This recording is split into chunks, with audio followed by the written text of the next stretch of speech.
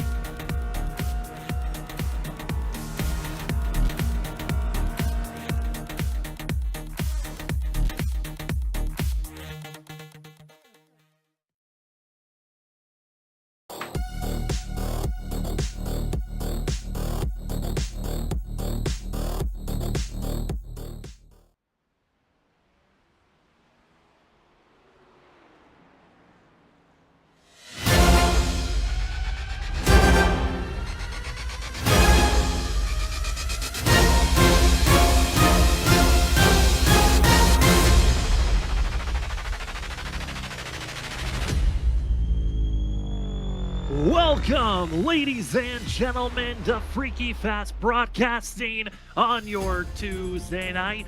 The drivers are prepared for the Full Send Racing Series for race number 20 of the season, Season 5. What a pleasure it's been to watch these drivers climb from depths of lows to the highest of highs. And tonight, it's time to crown a brand new champion. Will it be history?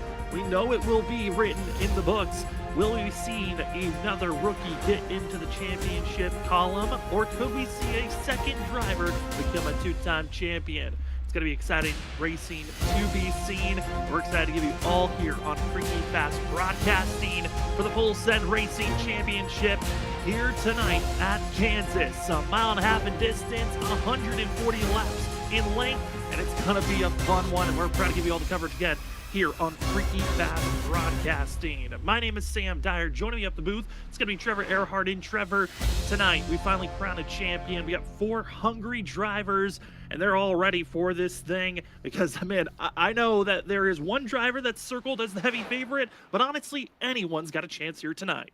Yeah, I think anybody's got a shot at winning this championship. I mean, you look at it, Brian McCann comes into tonight as what you would see as the clear favorite, has the most wins this season, even as a rookie, done really well. Ross Tatum, after the win last week to get himself into the Final Four. Zach Hall, last season's champ in this, never count him out, currently second fastest in practice. And then the surprise, I think, from everybody, Christopher Norris beating out his teammate Ken Campbell last week by 1 point to make it to the championship four.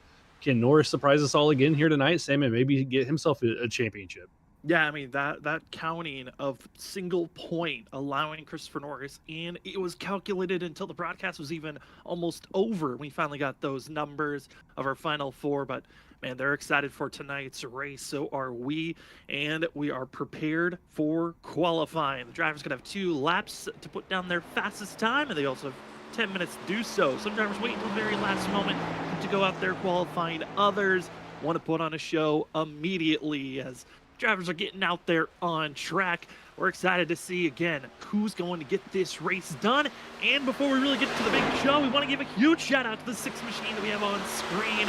It's Jonathan Bird's birthday. Happy birthday to the 6 machine, as Texas Speed is hoping to finish out this season. They won the beginning race, the opening race of the season in spectacular fashion.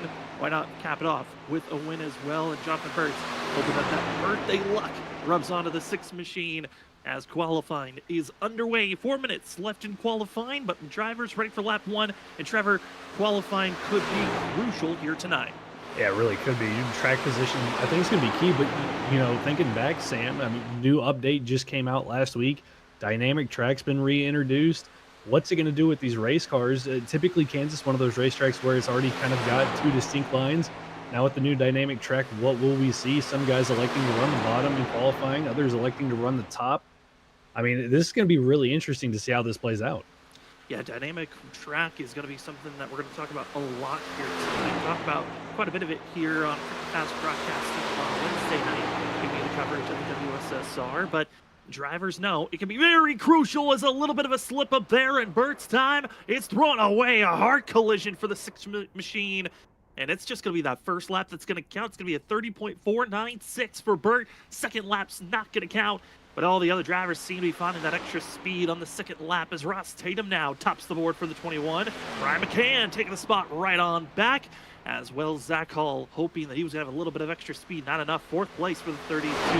And we wait now for one of the last drivers of our Final Four, Christopher Norris, out there on track for qualifying as Sam Siegel, lap number 1, 55. Hoping to cap off this season with a solid finish of a top 15 here tonight, and maybe even a little bit more. As you saw on our board, 4th driver in 5th place of our Final Four, as marked on our ticker, going to be that navy blue for McCann, Tatum, Hull, Norris. Norris on lap number 2, 38, hoping to advance. The driver that's had the most pulls this season with 4. The next closest was 2, and there's a lot of drivers with 2 poles, but the 38 wants a 5th one to cap off the season. And across the line, Christopher Norris doesn't seem to be fast enough. 5th is where the 38 will stand for now. Yeah, a little bit slower on that second lap, about a 10th slower than he was on his first lap. And, you know, it looked like maybe the first lap the fastest around here for Norris. I think McCann was faster on a second lap though, so just interesting. But you can see the 26 here, Travis Dart running the wall. I think actually got into the wall there a little bit, but I mean, already seeing the differences. We saw the 6 of Jonathan Burt running the bottom. Now we've seen McCann, Christopher Norris there with Travis Dart running the top, and Andrew Medlin looks like he's going to elect to run the top to try to keep the momentum up and get as much speed as he can out of this race car during qualifying trip. Trying to get that speed very close to the wall there. That is going to be very crucial if the 12 can make this lap count. 7th on the board after the first lap. Rim riding the outside, staying as close as you can to maximize that speed is the 12. Cameron Sarton's final lap going to put the 24 up to 7th place and across the line. Medlin will take 7th right on back, staying inside the top 10. Last driver out there for qualifying with a minute left here tonight. Going to be Ryan Lynch out there on track. Going to be one of the last drivers. First lap for the 3 machine as they cross the line. It'll be a 30.887, good enough for 17th, and saying, well, we'll take that first lap. We'll stay back here in the back. Don't want to put too much speed out there. Going to try to stay out of the way, which Trevor, with qualifying clicking down, doesn't look like drivers are really attempting another go at qualifying as everyone's finished up, but seeing drivers on how they're going to react with the championship 4 going to be an interesting topic on who's racing for the win and doesn't care that's a championship race, or is everyone going to play nice and let the 4 drivers race it out? Yeah, it's gonna be that's gonna be the big question. I mean, you're gonna have McCann, Hall. I mean, the championship 4 are all basically up there with one another, separated only by Cedric Hunter. We know Cedric's gonna go for the win, but the question is gonna be, I mean, what happens with the likes of Bustler, Sarton, Tyler Thomas, Ken Campbell, all those guys behind him? I mean, there's still a win out there on the board, but how risky are they going to get racing these championship 4 drivers, knowing that there's, they could potentially change the outcome of the championship? Who's willing to risk it all? Who's willing to play nice? It's time to find out on tonight's race. It is the Full Send Racing Series Season 5 finale. That's the Full Send Racing Championships at Kansas. Who's going to be crowned a champion? Well, let's find out as the drivers are starting to grid up. Here's how the drivers are going to be starting off tonight with your qualifying results. Stealing away with the pole, driver taking his 3rd pole this season. Brian McCann in the 8th machine going to be in that front row. And the non-blue driver, meaning they're a non-playoff driver, but going for another win. Cedric Hunter going to be 2nd on the board in that front row. Then 2nd row going to be some final 4 contenders of Ross Tatum and Zach Hall, the 2 drivers that have won the last 2 seasons, trying to grab their 2nd championship potentially here tonight. Back in row number 3, we find Christopher Norris, the final of our final 4 in 5th. Will Utzler, 6th, 7th, Andrew Medlin, Cameron Sarton, the 1 and only 2-time, but will he be after tonight? In 8th is the 24 machine, Tyler Thomas in 9th, and Ken Campbell finishing out our top 10.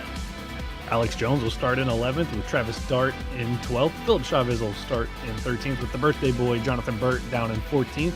Sam Siegel will start 15th with Tony Brent in 16th, and Ryan Lynch will round out our 17 drivers here tonight.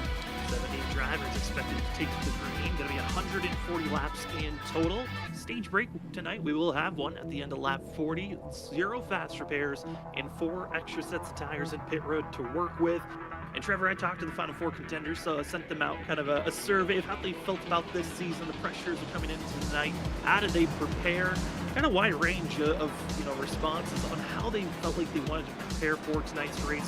Ryan McCann felt like he wanted to be a little bit secretive, didn't want to give me their plans on how they prepped for tonight's race. Ross Tatum didn't put a lot of time into prepping, really going to be taking advice from other drivers. They're going to be a spotter. That's Thomas Ogle actually will be a spotter for Zach Hall and for Christopher Norris. They put a lot of time and effort, but they weren't sure on how the track was going to react tonight. Dynamic surface. Trevor, you touched on it a little bit. There's a lot of unknowns coming into tonight's race. There really is. I mean, if you started practicing after Bristol, then the update changes. I mean, it doesn't give you a lot of time to get some more practice in with just life in general. So we're going to have to see how it plays out for these guys. And right now, McCann's sitting prettiest. He's on the pole, Sam, getting ready to lead us to green. Ready to finish off the 5th season here for the Full Send Racing Series. They're going to be moving to a different car next season. But tonight, it's time to see who's winning the Xfinity car. Brian McCann, who's been the most dominant driver, ready to take us to the green into the restart zone of the Full Send Racing Championship, is underway as the 8th machine of McCann, the 7 of Cedric Hunter, roar down into turn number 1. Heading down into turn number 1. Cold tires are going to be a thing here. The driver's going to be a little bit loose setting into 1. McCann, edging ahead of the 7 of Cedric Hunter, the 21. Ross Tatum trying to clear the 32 of Zach Hall. He does so. Everybody trying to get single fouled out as McCann leads down into turn number 3, but Cedric Hunter going to look to dive it to the inside. He's going for the lead early into 3. I mean, Cedric Hunter felt like he could have been a threat.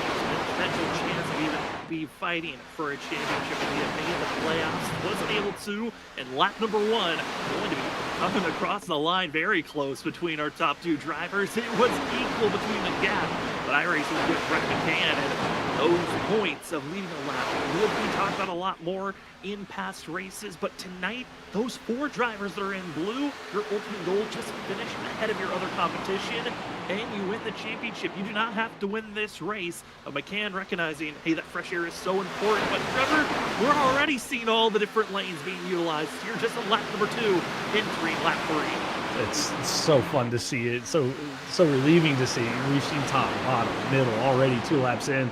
Right now, it looks like the top's kind of where everybody wants to be. McCain up there, Tatum up there. As Ross is actually going to get a huge run on Cedric Hunter for 2nd place. You see back here battling with Zach Hall, Christopher Norris, teammate of them, Andrew Medlin, using the top line to get around. But Zach Hall, Norris electing to use the bottom. Here comes Ken Campbell, the other freaky fast teammate, using the top. And kind of looks like right now, early on, Sam, the top's where you want to be. But the question is, are the guys on the bottom going to be saving enough tire to make a run back at these guys who are getting by them? Yeah, trying to make those moves. You see Tyler Thomas trying to work the outside lane. Also on the hood, other driver riding on board. It's a Mickey Mouse Disney scheme. That's, of course, going to be Cameron Sartin, always going with the Mickey Mouse for the 2-time champ. Was not able to really fight for a championship this season. The 24 hoping to find himself in the victory lane here tonight, or at least finish off with a good run. The Mickey Mouse machine is rolling on the bottom side, and traditionally in the past, before dynamic surface was updated, it was run the inside lane consistently. You see those tires, other drivers would rip the top immediately, try to build in the gap.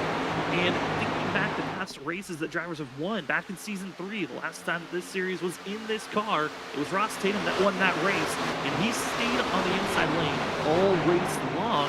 Currently, though, and that's all the drivers on the top side that are feeling comfortable, and even Ross Tatum's up there recognizing this is where the drivers are going to find that true speed. I was just about to bring that up. I'm thinking back to that season 3 race. Ross Tatum, I think, was the only one there for a long while in that race that ran the bottom, able to save the tires and get up there and win that race. But right now, being one of the many that are up there on the top, but getting chased down by the one of Will Bustler. But I think everybody's still trying to figure out what line works best for them. A couple drivers still running that bottom line, but here's Will Bustler running a little bit of the middle groove, trying to figure out if that will work for him, as Medlin gets really close to the outside wall at a turn number 4, trying to get a little bit of a run on that one machine.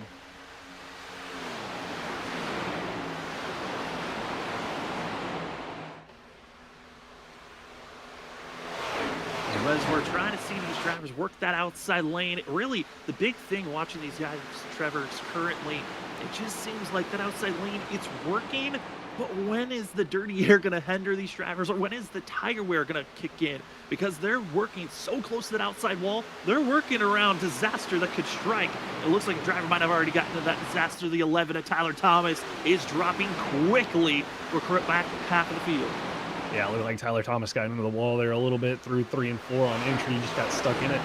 I mean, that's going to be the key thing. You're inches away from flirting with disaster and getting caught in the wall and losing a lot of time. And these cars, I mean, they've been a little bit tougher than the trucks, but still really aero sensitive with incidents, and getting into the wall here with the rate of speed you're carrying could really do a significant amount of damage to the right side of that car and ruin your race. The drivers got to be careful. As you see Thomas there further back in the pack, but up in front of them, Ryan Lynch doing battle, trying to hold off Sam Siegel, Tony Brent there in the 28, Philip Chavez, and Christopher Norris. Sam, I believe that's the 38, not too far ahead of this car. Yeah, Christopher Norris is falling quickly. I'm trying to figure out what exactly happened to this 38 machine, because he is not looking comfortable at this current time, as he is just falling backwards quickly, and back to 12th place, qualified 5th. It's given up already 7 spots, and this is always that fear, I know, for Christopher Norris, Zach Hall, that team of Freaky Fast Racing. Earlier in the season, did a lot of extreme tire saving that would give up so much time that they never were able to get that time back. It looks like tonight, doing a very similar strategy, protecting the tires, giving up a lot of time, but they're 3.5 seconds off of Brian McCann. That is the driver you're aiming for. You cannot be giving up this much time. 10 laps of the race. Yeah, it's the scary thought to be giving up that much time. I mean, the good news for them, they have a stage break at lap 40.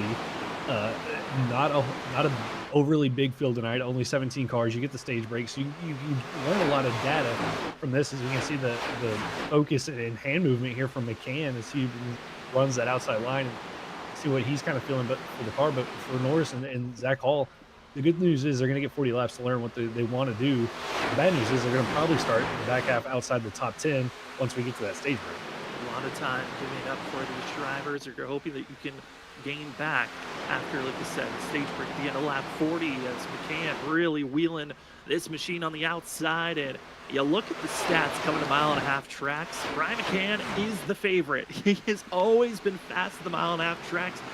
Coming into tonight, he had won 3 of the 4.5-mile courses that we had been to, and he's hoping tonight's going to carry on those races that he won at Chicagoland, Charlotte, Las Vegas. And if we just take into account the average start and average finish for those 4 races, it was a 2.8 starting position for Brian McCann and an average finish of 2nd. And he's hoping he can carry on with that speed. His only bad finish, you could say, quote unquote, was at Homestead, where he finished 5th. Otherwise, he was in victory lane.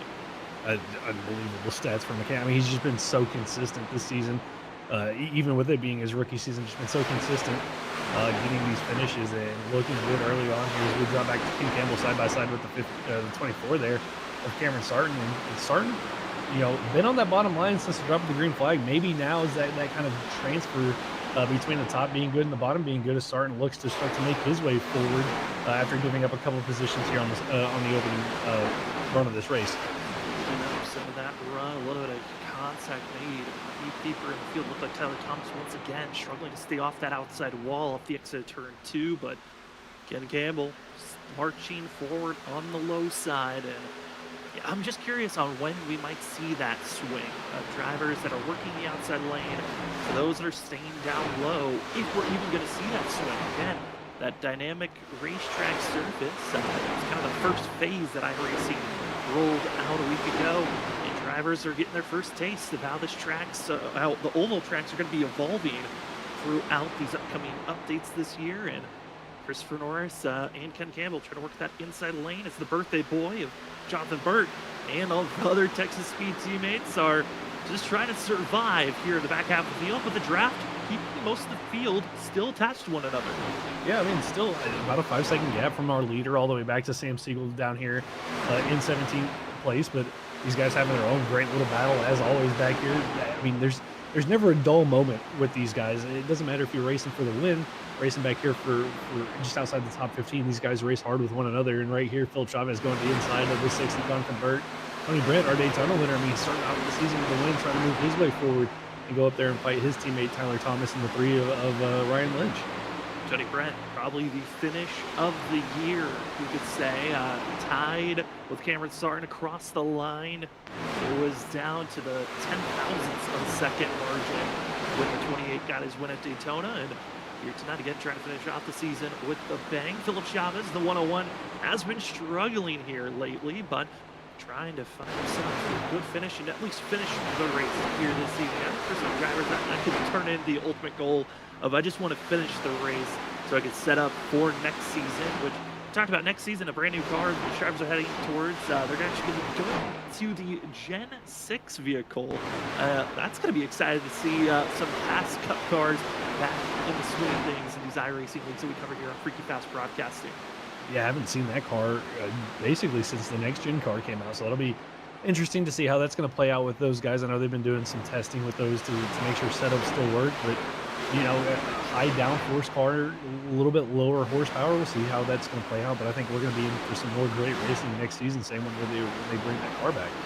I think we are. Travis Dart up to 6th place for the 26 machine.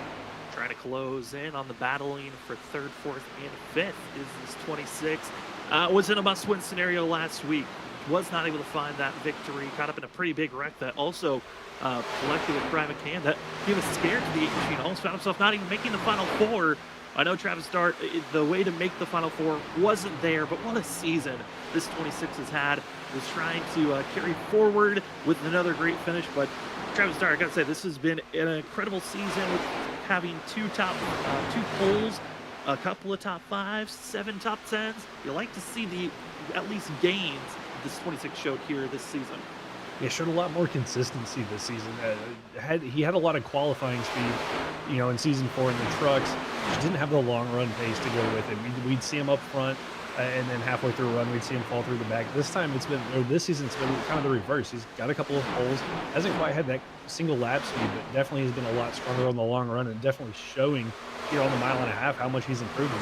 He's already up 6 spots from where he qualified, Sam, and looking strong and continuing to march forward, trying to run down the one of Will Bustler. As we're seeing Zach Hull trying to make his march forward, but actually is being caught by Cameron Sarton. Sarton who's transitioned down to the high line. A little bit of a scare there. The center of the corner, outside wall started to scoop, but he keeps his foot in the throttle in the 24. He will hold on for 7th place. But Zach Hull trying to figure out what he needs to do, because this 32 machine gave up 4 positions, back in 8th spot, and I'm looking at the times, the speed we're seeing from our leader to these drivers in the middle of the back half of the field. No one's really gaining on the leader except for Cameron Sarton, who protected his tires immediately. The only problem, they're 3.5 seconds back from the leader at this time. Yeah, I'm not surprised to see Zach back here. The last couple of races just kind of been a slow start for him, and then he shows up at the end of the race. So we'll see if that's going to be the case here tonight, but definitely struggling here a little bit, down 4 spots from where he qualified, just having been passed there by Sarton. But we'll see if he can make that bounce back. Cedric Hunter, who was up there at one point almost past Brian McCann for the lead at the start of the race, has fallen back just a little bit down to 3rd, but down to 4th, but looking to get by Andrew Medlin, who moved his way up to 3rd. Here's a battle out for turn number 4. Here is our Medlin cam that we've had for the last couple of seasons. Andrew Medlin always trying to stay focused, but also down a little bit of a scare there with the outside wall, scraping it just slightly on the entry of the corner, and the wall is going to be a big talking point. You can already see the scrapes, and once again another big slap off the exit of the corner. And we're 24 laps in. These drivers are in that middle too long run where the drivers are going to have to worry about those tires and mistakes getting into the wall. That's not going to be helping on the tightness level progressing forward for these drivers, as we have our stage break at the end of lap 40. But Trevor, that front end damage the drivers are grabbing from getting into the wall at a bad angle, that is not helping here on the long run. No, it's not going to help you at all. You can get away with a couple of scrapes. You can get away with the corner entry scrape a couple of times. You can't, the corner exit ones, that's the ones that really hurt. That's the ones that crinkle up the front fender and everything like that. It's really going to hurt the handling of these cars even more with the tires going out as we move up to Ross Tatum up in 2nd place. And he closed in to about 0.2 of a second to Brian McCann, and now is kind of stabilized here at about 0.3 behind the 8 machine. But Ross Tatum not letting McCann feel all that comfortable in that lead, and slowly trying to close in here as we get closer to the stage break. Trying to slowly march once he can. One factor, though, that I do want to touch on as we're seeing this 21 riding on board Ross on this lap is the weather. How is this going to evolve here tonight? Because the track, it is going from daytime to nighttime. The sun's starting to set, so they're not really having that sun glare to worry about. But how much is this track going to evolve? Because it's already pretty cool. These drivers are dealing with 70 degrees is the ambient temperature. Track temp is 74. A little bit of a wind that they're dealing with 8 miles per hour on the changing of directions periodically from south to southwest. But Trevor, that cold track already this cold, it doesn't seem like weather is going to be the biggest thing to watch out for once we go to fully under the lights later on. Yeah, cool down just maybe a little bit more, give them a tad bit more grip. But with the dynamic track, who knows what if it makes a drastic swing with the weather and cools off a lot more than a couple of degrees, what it might do with that. We really don't have any data to show us what would happen, but definitely going to give these guys a little bit more grip. But it's going to make restarts a little bit more interesting if it gets a little bit cooler with the cold tires, the cold temperatures. Could see some guys lose it on some new tires. Will Bustler, now they're starting to fade back. We drop back to the battle for 14 for Jonathan Burt and Tyler Thomas, Texas Speed drivers. Burt, who was a ultimate survivor, you could say, for the first, I would say, 6-7 races of the season. I felt like he was always involved with something, but always just fighting back to get into each and every race.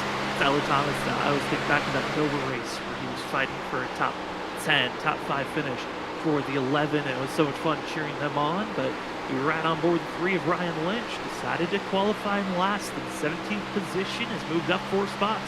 The 3, looking at his lap times, looks good enough. He might be able to move up to at least 11th here if he continues on this pace with the now 11 laps to go before a stage break is thrown.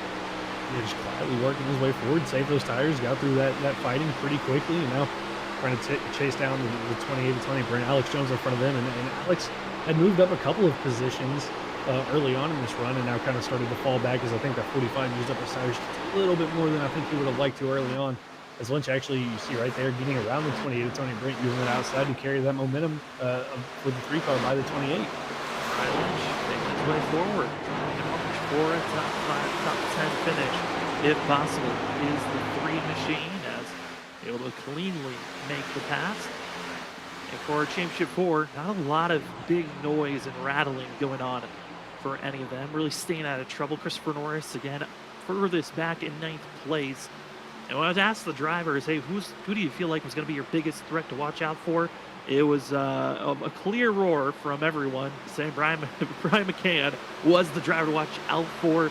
And for McCann, I asked him himself how he felt about his competition of his other 3 competitors. He felt like for Ross Tatum, Zach Hall, they were going to be big threats to always watch out for because they're quick in the mile and a half. But Christopher Norris, he wasn't sure what this 38 was going to bring because he felt like Norris was known for burning up his rubber, not being there at the end of these races. And right now, I think the 38, he was practicing, trying to put in as much time as possible. He said to me, he put in over 500 laps practicing here at Kansas, and he was also voicing out to a bunch of Discords and drivers trying to get advice on how to be quick here. The 38, currently in 9th place, that might have to change up his strategy once the stage is over. Yeah, might have to make some adjustments to that. I mean, he said so after the Bristol race. You think back to his interview where he said he was going to, instantly think about practicing for Kansas, wanted to get as many laps in as he could. And what a good idea to reach out to other drivers. I know Zach Hall is his teammate, at Freaky Fast Motorsports, and he's racing for a championship as well. And you don't want to share all your secrets, but for Norris, I mean, doing the right thing, reaching out to other drivers that he knows for tips and tricks, and trying to apply all that, and doing what he can currently 9th, like you said, but Sam, maybe just learning in these first 40 laps what he needs to do for the second half of this race, and we might see him turn it on after the stage break. It looks like it, based off what I'm seeing. I think if we get into an extreme long run, we're starting to see some drivers evolving, but giving up time early on is just not a right move. I'm looking at Zach Hall, Cameron Sarton. They have not been able to gain any time on Brian McCann, but they have been gaining on the drivers that were trying to run down McCann at the beginning of this race. As Will Bustler qualified in 6th place, up 2 spots. And at one moment, that one was challenging for 3rd position. Now about to be caught by Cameron Sarton, 24, slowly making his way forward. And Zach Hall has kind of caught the toe and following in suit with the Mickey Mouse machine. Yeah, Zach Hall just kind of quietly been following Cameron Sarton ever since Cameron got by him and moved up to the top line. Zach Hall just kind of followed suit in that 32 machine, trying to run down the one of Will Bustler. Cedric Hunter's caught our top 2. The leader, Brian McCann, and the 21 of Ross Tatum, hasn't really been able to make a pass on the 21 of Tatum, but definitely caught him in top 3, all within about 4/10 of one another. And catching someone this late in a run is one thing. Passing, a completely different factor, but the 7 Hello Kitty machine might have to show what his prowess is, or does he just settle for running in 3rd as we're 5 laps to go before the stage is done? About to be 4 laps now as we're seeing our leaders cross the line. Also want to give a huge shout out to Race Control. You just saw it pop up. That is Steve Benjamins and Race Control on that of Tuesday nights here at Full Send Racing Series, and Race Control on Wednesday nights for the WSSR Rosa Gems Cup Series. It's been awesome to see Steve Benjamin out there helping out these leagues as Race Control and being that other eye in the sky to help out these leagues with penalties, helping out with throwing yellows when it's necessary. And it's always great to have that extra person there. Is Cedric Hunter showing what you have to do to try to aim for a pass. What a launch out of the exit of turn 4, trying to clear Ross Tatum. They'll stay side by side on the entry of turn 1. And a slide job move by the 7. And Trevor, that's a picture-perfect pass that you're looking for. That was a great pass.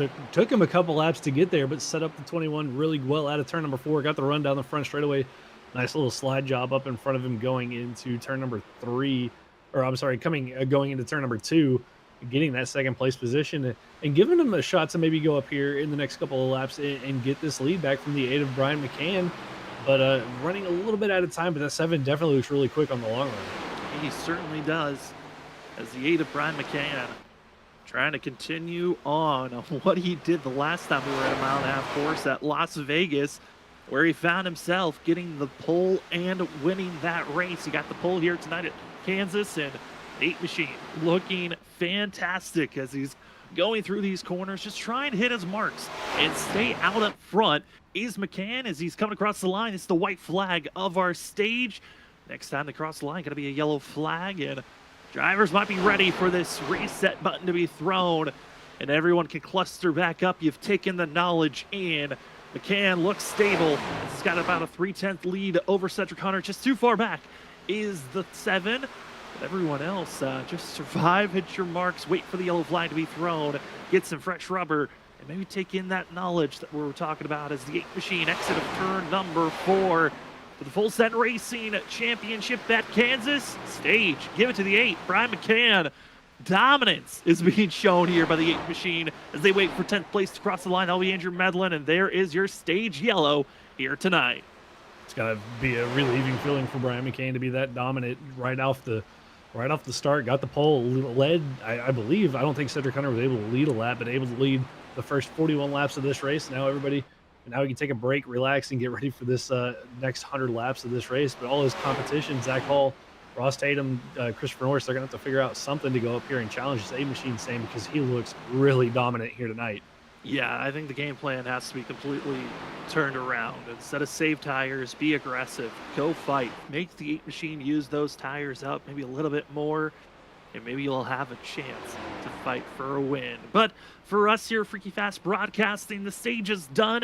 We will step aside for our first commercial break of the evening. When we come back, less than 100 laps to go on who's going to win here tonight for the Full Set Racing Championship.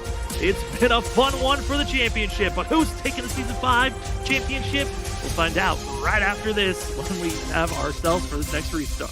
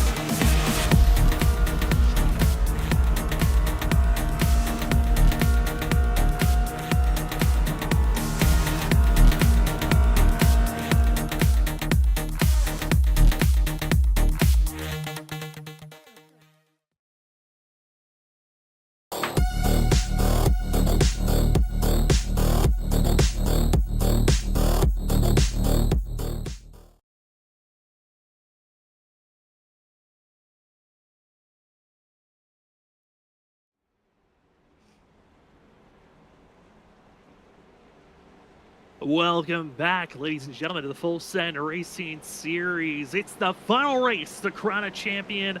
The drivers that are in the blue on your ticker are the final four. Those four drivers, whoever finishes ahead of the other four, find themselves into the championships and find themselves crown the Season 5 champion. Excited to see how this race is going to go. Brian McCann, he was faster in practice, got the pole. He's led every lap so far, and he's going to try to dominate here on this restart. Pace car is into pit road. No more stage racing. It's all about crowning yourself a champion. Into the restart zone, and we are green for the Full Send Racing Championship here at Kansas. And McCann, another fabulous launch. But for everyone else, it's time to get a little bit more antsy. They were very patient in those first 40 laps. And now it's time to see the aggression, Trevor, and it looks like we're already starting to see from Zach Hall in the 32. Yeah, Zach Hall not wasting any time. Ross Tatum with a kind of a poor restart on that outside line, allowed Will Bustler to get clear for second. Zach Hall trying to take advantage of the holdup from Cedric Hunter. He's going to dive up in front of him. Now they're going to be 3 wide going into 3 and 4 with Travis Dart, Cedric Hunter, Christopher Norris, who's getting aggressive here in the early parts, trying to move his way up in the 38. And just like that, after the stage break, the aggression switch has been flipped on, and here we go, still 3 wide going into turn number 1. Drivers recognize, hey, we can save tires, but you give up too much time. You have to stay in a fight, stay past the driver ahead of you, hope that you're quick and saving at the same time. It's a very difficult balance to find for yourself. But at this current moment, Brian McCann has already figured out that kind of balance and combination you're looking for. Zach Hall, Ross Tatum, they're hoping they could stay attached as quickly as they can. Christopher Norris going to be boxed in on the outside lane as Dart, as well as Hunter. Cedric Hunter, I'm curious on what that 7's going to change up because he was looking fast at the end of that last stage. But for Brian McCann, he's being pressured right now by Will Bustler in the 1 machine. Yeah, Bustler, nothing to lose, wants to go out here and get another win. And finding himself, applying pressure to the 8 of McCann, was our Talladega winner. And see if he can go out here and end the season on a high note. Try to play spoiler for one of these guys, or try to play spoiler for McCann having a perfect race. So far, looking to the inside, just not enough momentum to get to the inside of that 8 machine, but going to try to set it up here for a potential run out of turn number 2. Will Bustler, one of his 3 fourth-place finishes this season was at Chicagoland, kind of a similar track. You can see to Kansas. It's the closest that you're going to find of mile and a half tracks to one another, and this one trying to ship it down low, utilizing a different lane. And we talk about this dynamic track surface. It looks like the outside lanes where the most dominance is on protecting your positioning, but you have to try a different kind of entry point if you're going to attack the driver in front of you. And right now, that's what the 1 is searching for. How do you get by Brian McCann and force this 8 machine to change up any type of groove, because he's been running the same lane, same pattern all race long currently. You got to make him uncomfortable, and it doesn't do you any good just to follow somebody all race long. You got to figure out a way to pass him, and right now Bustler doing everything he can, going from a high entry to a low entry, trying to find any little bit of momentum for that 1 machine to get a run on McCann in the 8, and doing a really good job just staying close to him, trying to set it up. We'll see if he dives down here to the bottom in 1 and 2. Going to take a middle line here, a little bit of a different approach through turn number 1 and 2 to see if he can set himself up. And with a good run out of 2 is going to give him a little bit more of a breathing room as they head into turn number 3. And a factor we have not touched on at all here tonight just yet, 50 laps in. Trevor, teamwork, team aspect. How is that going to help yourself out? Is Zach Hall, Christopher Norris, their teammates, but they're fighting for a championship. On the other side of things, Brian McCann's just driving for himself here tonight. But Ross Tatum, he's got the fun factor of a teammate, and it's Will Bustler. I think that's why we're seeing the 1 put so much pressure on our leader, and Ross is in 3rd, saving his stuff until the 8 maybe finds a slip. Yeah, I mean, that's a good point right there. With Bustler not having really anything to gain, or to lose, I should say, in this, why not go up there, apply pressure to the 8 of McCann while your teammate saves some tires, maybe get him to burn his stuff up quicker and allow Ross to be quicker on the later run. And for Zach Hall and Norris, I mean, you're going to cut each other a little bit of a break because your teammates, since it's still early in the race, but later on in this race, I would expect those 2 to get really racy with one another. Right now, you see him right here in shot with Travis Dart, just kind of running nose to tail with one another, just logging laps here. Logging laps, 38 no longer wants to wait. He was stuck on the outside lane. Now going to be aggressively trying to go for a pass, and 38 is going to slide right in front of Zach Hall, and pass is made. 38, though, trying to stay low. Looks like Zach Hall feeling a lot more comfortable on the outside, but he's going to stay there. Maybe trying to stick with the pace setter of Ross Tatum. see if the pace is going to be better where they're at right now. About a second and a half, a little bit over that, is the difference between our leader back to third place and fourth and fifth. We're seeing this battle of the teammates of Zach Hall and Norris. And I think Norris maybe he was shown how to make a pass last for a lap, but that's about it as he settles back down and has Dart right back to fighting side by side. Yeah, had that pass done, just didn't keep the momentum up, allowed Zach Hall to get back to his outside. Now Travis Dart going to look for a way to get through, heading into 1 and 2. Dart to the inside line, going to try to see if he can get past him. Just doesn't have room, though, to pull the slide job like we saw Cedric Hunter do with Ross Tatum at the end of the stage. Doesn't have room to slide up there, and now going to have to give up a little bit of momentum off the corner. You see the difference there, not able to stay in the throttle and keep that car wound up and stay side by side with Norris. But going into the corner is a really good entry. But again, Sam, I think he's just going to lose it here off the corner exit. I think also tire wear is a big thing to touch on. Kansas, I know in the past, was known for really, it was so hard to finally see that tire drop off until you were about 20 laps into a run.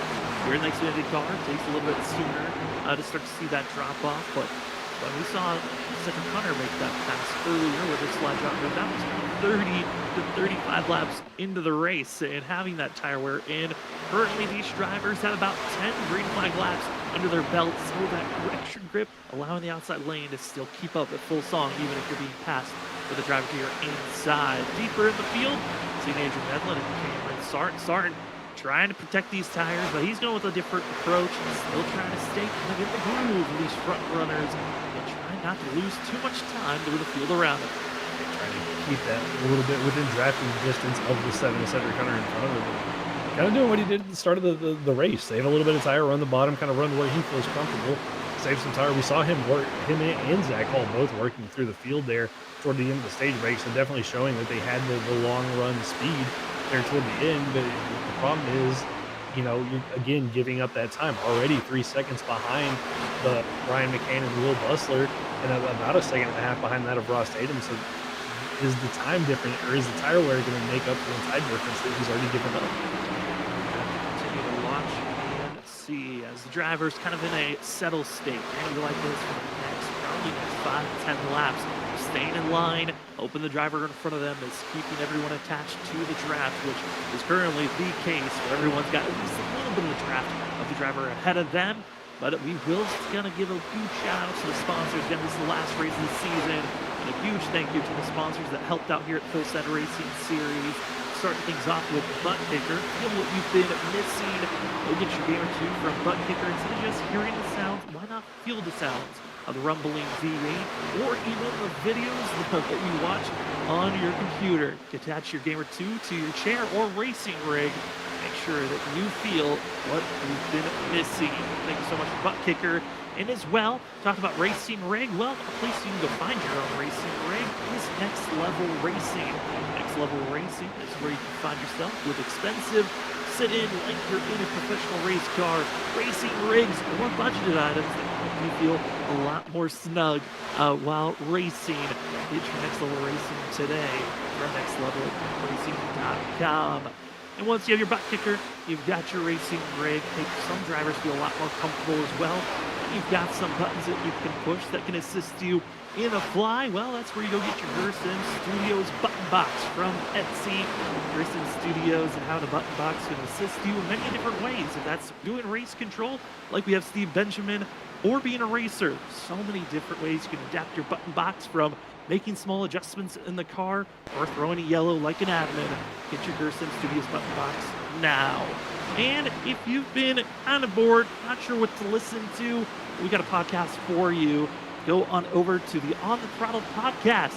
You get to hear from Trey Jackson and as well from that of Williams, and get to hear their thoughts on racing today, from NASCAR to other racing sports on the Throttle podcast. Love to have a conversation today. Thank you to our major sponsors that help out week in and week out. What incredible season 5.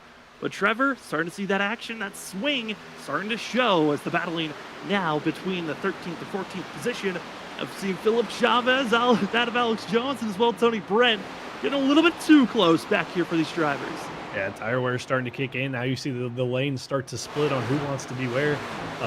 Philip Chavez running the top, was trying to run down the 28. Now under pressure from the 45 of Alex Jones, who's back here, with Sam Siegel in the 11 of Tyler Thomas as well, trying to work their way forward as this run starts to get into the later stages of it. And Chavez now back to the bottom, trying to get a run on Tony Brent in the 28, who's losing a little bit of touch with his teammate of the 6 of Jonathan Burt, who's just in front of them. Yeah, Jonathan Burt continues to move forward. I think that's kind of that change. Where were the drivers learning from those first 40 laps? When you know that you have a stage break, there's a lot of knowledge you can take. Either you could be like Zach Hall and Christopher Norris were, or you're extremely tire saving, and then you learn, okay, where can I be a little bit more excessive on using my tires and get a little bit more aggressive? Or you do the opposite. You're too aggressive. Now you got to back off on your speed. I think we're starting to see some drivers that maybe had to go extreme, back off, save their tires, felt like they were being too aggressive in their early going. We're seeing these drivers currently back out of the field. Cameron Sarton battling for 9th place, trying to get by Ryan Lynch. What a run for the 3 machine Trevor, as he is right now battling for 8th, now moving back to 9th, but starting all the way back in 17th place. The one driver that's got the best knowledge on how to pass drivers currently. Yeah, I was looking up at the timing chart and saw him up there in 8th position. Now just gave that position up to Cameron Sarton in the 24. And well, I mean, we saw him there, Sam, working his way up, knows how to have the speed on the long run, but just quietly, you know, a great run, another top 10 run potentially here for the 3 of Lynch, is applying some pressure back to the 24 of Cameron Sarton, but Sarton with a great run out of turn number 2. Going to start to pull away and try to close in on the 7 of Cedric Hunter in front of him and start to use the tires that he saved to his advantage and work his way up through the field. Slowly but surely finding their groove and where they want to attack. Other drivers also that are starting to make that charge forward. Ross Tatum, Zach Hall. They have been doing a great job staying attached to at least our top 2 in some fashion. But Ross Tatum, one of the fastest drivers out on track, 3rd place, and now less than a second away. The 21, I think he might have found that equal spot where he needed to back off, save his tires, and now be on the attack, because we're 23 laps under these tires set. And this is around that window where we start to see that swing. Did you protect your tires, or are you too lenient?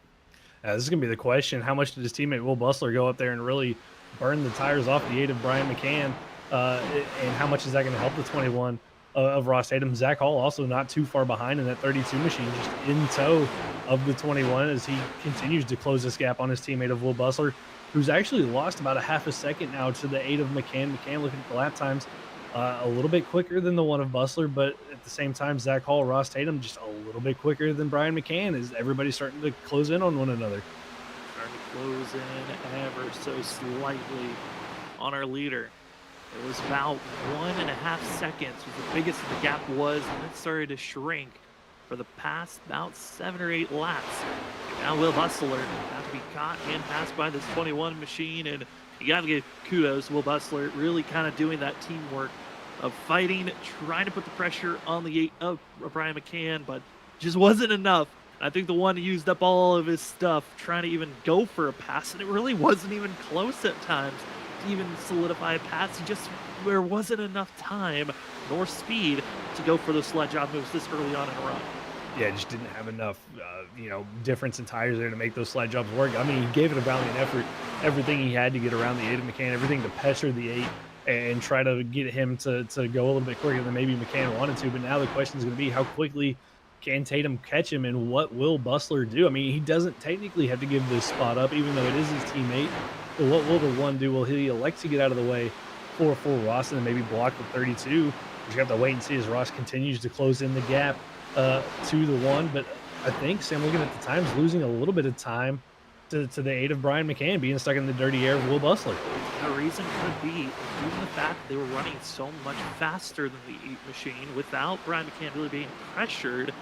The 8 was saving his stuff and trying to cool down his tires, while the 21, the 32, they saw that green line of, hey, we're closing in ever so slightly, and now they burned off their tires. They're a little bit too toasty, and all that time that you were gaining, it's now drifting away quickly as we've crossed over into the halfway of tonight's race.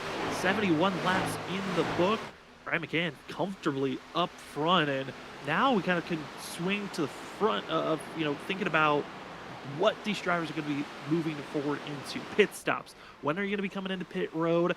Who wants to be the first driver to hit pit road? Is the undercut, overcut? Which one has the advantage moving forward, as this race progresses forward, it could turn into just a one-stop race at the rate that we're going, even a two if drivers try to mix up the strategy a little bit more. Yeah, the pit strategies I think is going to be important. I think you're going to want, if you're Zach Hall, Ross Tatum, Christopher Norris, you can't let Brian McCann beat you to pit road. I mean, just looking at the lap times compared to what their best lap times were, the last lap for Brian McCann at 32.1, his best lap of 30.4. So, I mean, you're talking a 1.8 seconds, almost 2 seconds difference in lap time. So, if you can get a one lap advantage on tires, I mean, that could be huge for the likes of Norris and Zach Hall and even Ross to maybe flip this and get that 8 machine in dirty air and make him uncomfortable and see what happens. It's going to be a hard decision on what you're looking for as Brian McCann continues to lead up front. Other battles that are going on track, Christopher Norris about to be under fire here shortly from Cedric Hunter for the battle for 5th place.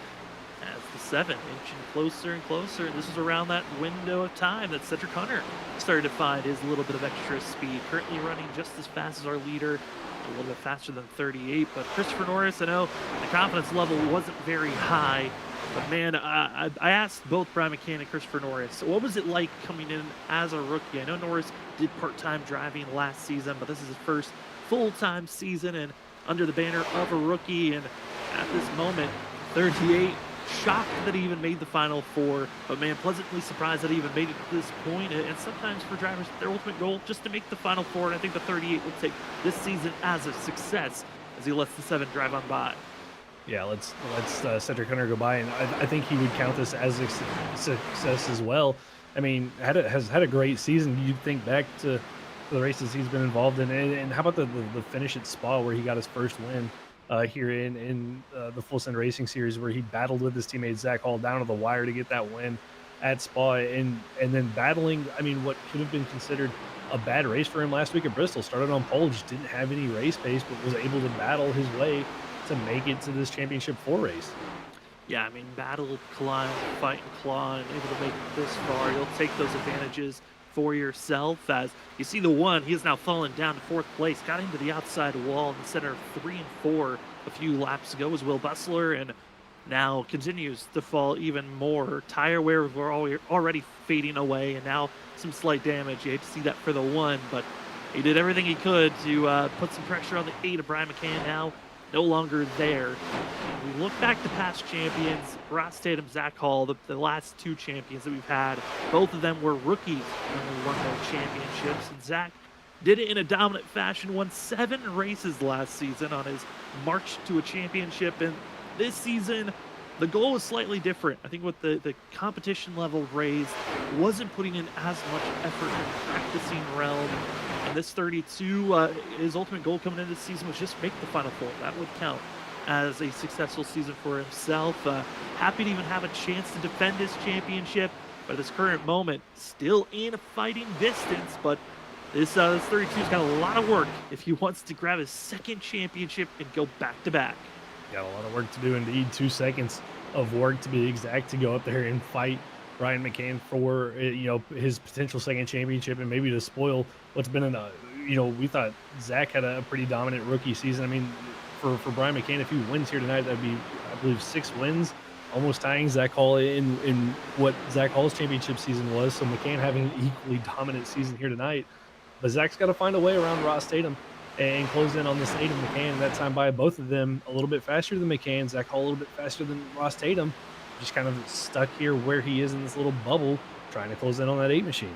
Trying to close in as quickly as they can. And Ross Tatum, I mean, what a season he had back in Season 3 when we hopped on board covering the Full Send Racing Series. His rookie season was had a lot of ups and downs, early dominance, and then just kind of faded off, trickled until the playoffs rolled around, where he found himself going for the championship glory. And this 21 has had a rough couple of seasons. Last season, he came up 2nd fiddle so many times to Zach Hall. So we talked about Zach Hall having 7 wins, 7 2nd place finishes for Ross Tatum. Not every single 2nd place was behind Zach Hall, but the almost, the what ifs just kept on creeping in the back of the mind of Ross Tatum, and even into this season had a couple of early wins, but the joy, I was talking to Ross, he said the joy kind of was starting to fade away. There was that one moment, thought about even stepping away during this season halfway through, but started to find some consistency, started to find some speed, started to find that joy,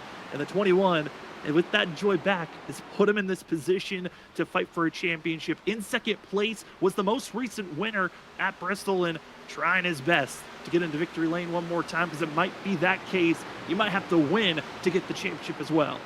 That's really starting to look that way. Like you're gonna have to win this race to get it, or to win the championship. And Tatum just inching closer and closer, not gaining a lot. Now down to about 1.3 seconds to gap, so slowly closing in on McCann. But you look further back in the field here, Alex Jones up to 10th position. He's found his way into the top 10. And Ryan Lynch, who we were talking about earlier, who was having such a good run, start to this run, was up inside the top 10, falling back now to 11th place. Just ahead of Tony Brent. See him back a shot there. Is this group of guys still battling hard? And Andrew Medlin, Sam, back there with these guys having just another, I would say uncharacteristically slow run, but that's kind of been the case for this 12 machine over the last couple of weeks. Just hasn't had the race pace. Yeah, I mean, I felt like last season and even this season, it was kind of a team kind of charge. Let's get Andrew Medlin into the playoffs, and it wasn't able to come to fruition perfectly this season, and kind of that pure raw speed that we've seen in past from this 12 of being a consistent top 5 finisher week in and week out kind of started to fade away with the more drivers that have come in, the bad luck that struck the 12.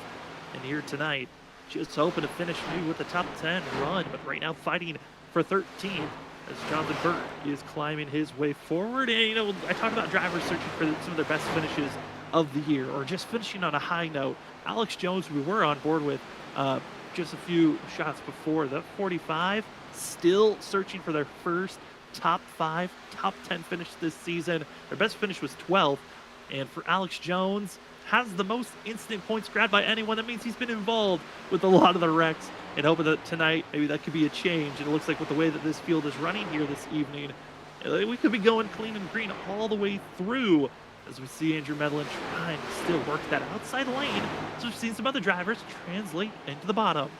Yeah, trying to work the outside lane. And we saw him get into the wall earlier, so I don't know how much of that damage he was able to get fixed there at the stage break, how much of that still might be affecting this 12 machine.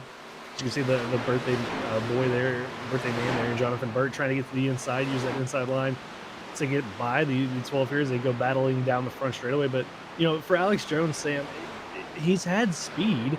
We've seen that 45 have speed, just been caught up in a lot of incidents over the course of the season. And Alex trying to right that ship here and get himself a solid top 10 finish before here at the end of the season, as we move back up to McCann, who has extended his lead back up to about 1.5 seconds over Ross Tatum. Zach Hall falling back to about almost 3 seconds off the pace from this 8 machine. As McCann, it doesn't look like that battling with the one of Will Bustler's really hurt that 8 machine here, Sam. It doesn't look like it, and we are starting to inch closer and closer when drivers may have to come into pit road, or have you saved enough fuel to enter pit road when the fuel window opens up. The 8 machine currently running a 32.387. That is almost a full 2 seconds off of his fastest time of a 30.499. And Brian McCann, with that speed difference, so you usually always see pit stops. It's anywhere from when you're about 1.5 seconds off your fastest time. Recently, it's been kind of a swing of drivers pushing it until you're 2 seconds off your fastest time. And we're already starting to see our first driver, Andrew Medlin, first to hit pit road. But these drivers are pretty far out. If you're pitting now, you've got to save a lot of fuel to make it to the end if you pit at this current moment. Got to save a lot of fuel, but here comes our first of the leaders. Ross Tatum going to come down pit road. Ryan Lynch going to follow suit. So is this the moment where we see the leaders come down pit road and start their pit stops? Is this going to be that chain reaction? Or is Ross going to be one of the early ones? And then will everybody stay out? We'll have to wait and see as McCann works his way through 1 and 2. Cedric Hunter able to drive up and get around the 32 of Zach Hall as that 7 machine showing again. He's one of the fastest cars on the long run with that 8 machine, but pit stops underway here. As drivers over the radio, and you saw that 8 machine working the wheel, that he went over and reached for his button box or to his keyboard and informed the field pitting in is the 8 into pit road. Big slide, but luckily was able to slow down enough was McCann. No black flag penalty. And that was a big slip up that could have been costly for McCann there on the interior pit road. It's like hold your breath moment there. That's the last thing you need on these green flag pit stops is any type of penalty, especially with how tonight's going. That could have been costly for McCann. Could have seen his championship hopes go out the window there. So he gets into his box, looks like nice and easy into the box, didn't slide through it, but gave up a little bit of time there. Sam getting onto pit road, I think, with that big slide that he had. We'll have to wait and see if it's going to hurt him, but thankfully for McCann, no pit road penalty. Will Bussler now into pit road, and the field, they're being out there on track. Now, they had a little bit of help because of the stage, yellow flags pacing. It's allowing you to save a little bit more fuel to stretch it further, but looking at the rate, Zach Hall, Cedric Hunter, everyone that's out there on track, it looks to be, if they can stretch the fuel for another lap to 2 laps, they're going to be right on that window, potentially making this race a one-stop, while the drivers that have already pitted, they are going to have to be in extreme save mode from here on out if they want to take this race to the end here on fuel. Yeah, this is going to get really interesting. Can the likes of McCann, Tatum, will they be able to save and make it to the end without having to make a splash and dash at the end? Can Cedric Hunter and Zach Hall, can they run enough laps to put themselves in a green window to make it to the end? And not only that, Christopher Norris, another one of our championship 4 drivers who's still out here trying to run as long as he can. How is this going to play out for these guys? And what's the gap going to be difference-wise once these guys make their pit stops to the likes of McCann and Ross Tatum? Is Cameron starting down pit road? Starting into pit road. And now we are going to have around 8 drivers still out on track. Alex Jones following suit into pit road as well. Just about to leave his pit stop. Going to be the 11 and Tyler Thomas. And if you're these late drivers that are trying to turn this race into a one-stop from here on out, you have to be perfect. You cannot have a major mistake like we just saw the 8 of McCann have. That's probably the most minimum slide you can ask for and made it salvageable. But if you have a big slide where you're caught speeding, if you have a big slid up and sliding through your box, those are mistakes you are not able to afford to make here at a crucial time. And at this moment, still waiting for Zach Hall and Christopher Norris to make their stop. Ross Tatum, once again, first driver to come into pit road. But McCann still ahead of the 21. There was no pickup by the 21 with that early stop. No, it's really impressive from McCann, even with that slide onto pit road, able to still hold that same gap. It looks like Zach Hall down pit road for the 32. See if he gets down here safely. Norris also down pit road, and a really good entry there from the 32. Norris a little bit hot coming in, but looks like he's going to get woed up in time. But McCann doing everything he needed to do, holds the same gap. Actually might have grown it just a little bit over the 21 of Ross Tatum as Zach Hall and Norris come down to get their what could potentially be their final stops of the night done. And they were able to stretch that fuel out to a comfortable spot where fuel saving doesn't look to be a big thing that they're going to have to worry about. They're going to have about 47 laps. They're going to have about that of, 47 laps. They're going to have to push their fuel out. And the rest of the field, they've got almost 50 to 52 laps of fuel, or even more than that they're going to have to stretch their fuel out for this run if we stay green. As we still have a couple of more drivers still out there on track. Travis Dart still out there on track. Philip Chavez stays out for another lap as Cedric Hunter makes his stop. We got 2 drivers still on the waiting wings of when are they going to enter pit road. The rest of the field, they have made their bed and it's time to lay in it as we're marching to 40 laps to go, 45 currently. And this is crunch time on who's grabbing this championship. And Trevor, this is the joy of Kansas when you get into these races where there's so many different strategies. It comes down to that fuel strategy mentality late in a race where it could be down to someone that's not even your fastest driver to win this race. Yeah, it very well could be. And, you know, looking at the times, Ross Tatum, I think, is already in fuel save mode for that 21 machine. He's given up about 3 seconds, I believe, to Brian McCann in the 8 machine. And looking at his lap times, I mean, he was a half a second slower than McCann that time by. So maybe Tatum realizing I need to save fuel. McCann not in fuel save mode, or maybe feels like he's good to make it to the end. And this is what's going to make this race really interesting. With only having 17 cars, the chances of a caution, I wouldn't say are 0, but very slim. So here we are finding ourselves in what could potentially be a fuel mileage race. But for McCann, Sam, he's got a big enough lead. He might be able to save enough and not come under any pressure from anybody.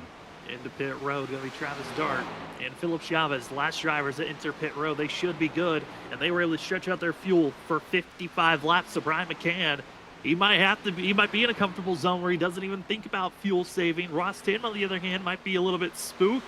Zach Hall, Norris, they're in a comfortable spot, but Christopher Norris, update on the 38, he had a very slow entry and exit out of pit road. The 38, I'm nervous. He gave up way too much time just on entering pit road there, Trevor, which is another mistake you cannot have. No, can't have any mistakes. Didn't get any penalties, but being slow on and off pit road cost you a lot of time. And for Norris, came into the pits, I believe, in 6th position. He's going to come out in 7th, about 15 seconds off the leader, Brian McCann. Zach Hall, 10 seconds back, almost 11. Ross Tatum, 3 seconds back. I mean, still plenty of time. Anything can happen, but with the fuel mileage, we're going to have to wait and see how this one's going to play out. And now it's a run to chase. Who can chase down Brian McCann, or McCann throw away his race just off of fuel? We will find out as we have ourselves 40 laps to go. We're going to take our last commercial break of the night, and we will see who we will be crowning as your champion. The Full Send Racing Series Season 5 has been a good one, but you are watching the Full Send Racing Championship here at Kansas. Who's taking the championship here tonight? We'll find out when we come back from this commercial break.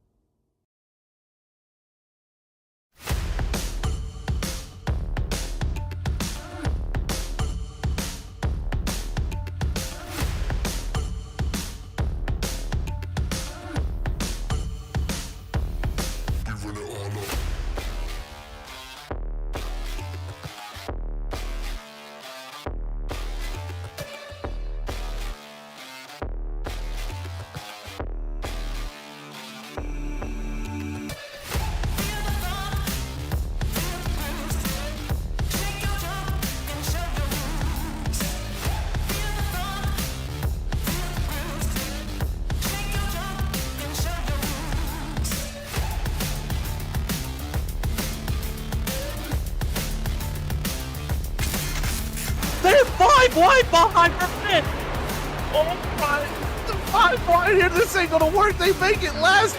Bumping and banging to the end. They're beating banging for the lead. Sora still with the shot here, coming off a 4. Look at it. That's it.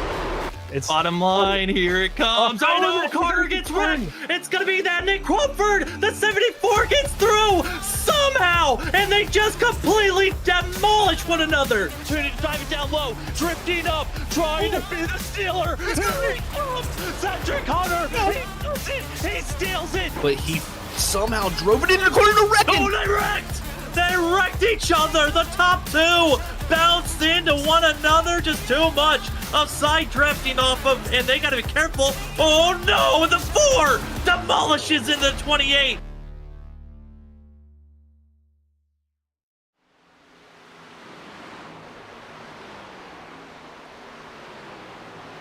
Welcome back, ladies and gentlemen, to the Full Send Racing Series for the Full Send Racing Championship at Kansas to crown the Season 5 champion. If we find ourselves with Brian McCann, Christopher Norris winning the championship, as They're two of the four that are out there. They are two rookies coming into this class. They would continue on with the trend of having a rookie win a championship. It's happened the last 2 seasons. And those last 2 champions, well, that's Ross Tatum and Zach Hall that run in 2nd and 4th place. Currently, it's been the Brian McCann show as he's been the dominant driver here tonight. The only times that he has not been leading was when he had to come into pit road and do a green flag pit stop 18 laps ago. But tonight, it's been all looking like the 8, and he's going to try to continue on with that trend. And also, as this is the last race of the season, I do want to shout out a great event that we are going to be having coming out here in just crazy to think, just a couple of weeks. It is our JDRF 6 Hours of Daytona charity event here on Freaky Fast Broadcasting. Crazy to think it's year 3. So we're having our second ever 6 Hours of Daytona endurance racing. Going to be a week before all of the endurance racing that iRacing has scheduled up for their year-long season that they're preparing for, and it's kind of that last opportunity to get some practice in if you have an endurance racing team that wants to race the Rolex 24 Hours at Daytona 2 weeks after our charity event. So go on over to our community Discord channel where you can go sign up today to join the Juvenile Diabetes Research Foundation charity event. Last couple of years has been incredible to have, and we hope that you can as well join in either donating, racing, or finding other ways to help out. Thank you so much, all those that have already helped.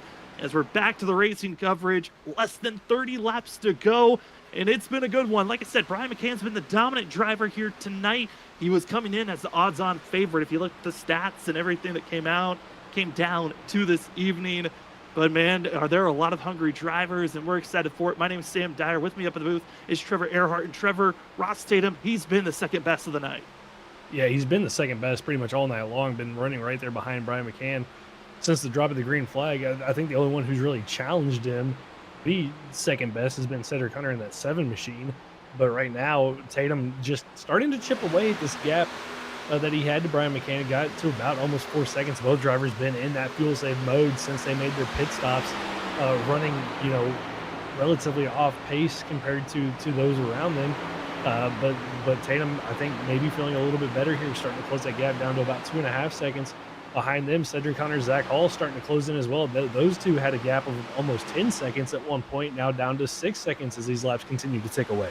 Yeah, I mean, Zach Hall, 4th place runner right now, would be 3rd of our championship for trying his best to come back and go back-to-back in championships and become the 2nd driver to be a 2-time champion. Cameron Sart was the first one. He won season 1 and 2 before we saw the likes of Ross Tatum, Zach Hall, and now this season, Brian McCann up front showing their dominance as they continue to try to chip away at all costs. But there is a factor that we were talking about before we went to our commercial break about 13 laps ago, and that's the factor of fuel.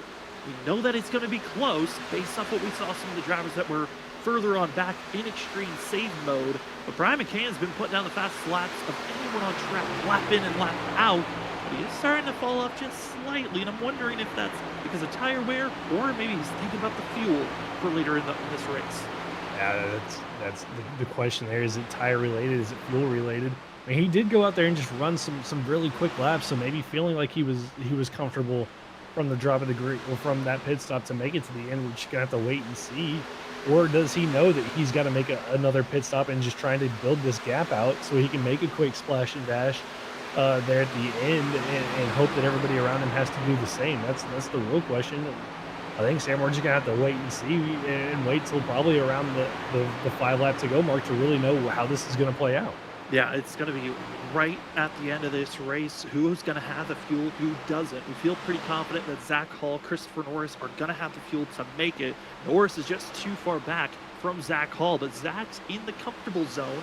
Just the last couple of laps, he's not been putting down extremely fast laps. He has been looking like he's struggling here, which it's been kind of what the night's been. Zach Hall has been struggling in the beginning to middle portions of this race. It's not until the very end where it feels like finally clicks on that rapid speed where everyone else's tire wear is already done and dusted, but the gap that has been built out between those drivers is already too great to be rebounding back from.